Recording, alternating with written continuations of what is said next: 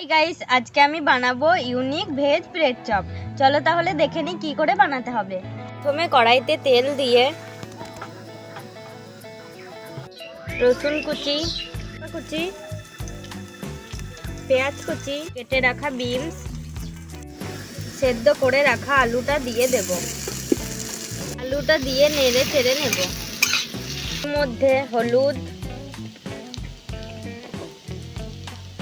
লবণ, অল্প গরম মশলা দিয়ে দেব। দিয়ে ভালোভাবে নাড়াচাড়া করে নেব। পুরটা আমার তৈরি করা হয়ে গেছে। এবারে আমি ব্রেডগুলোকে কেটে নেব। ব্রেডের সাইডগুলো কেটে নেব।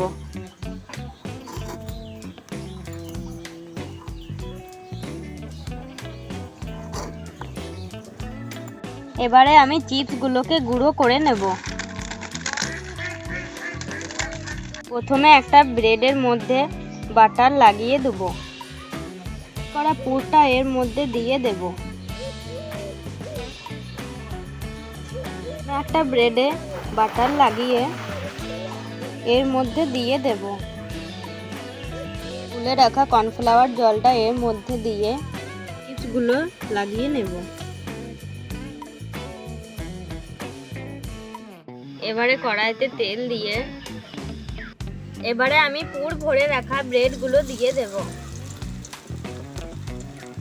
বন্ধুরা, তৈরি হয়ে গেছে ইউনিক ভেজ ব্রেড চপ। ভিডিওটি যদি ভালো লাগে তাহলে লাইক অ্যান্ড চ্যানেলটিকে সাবস্ক্রাইব করে দেবে।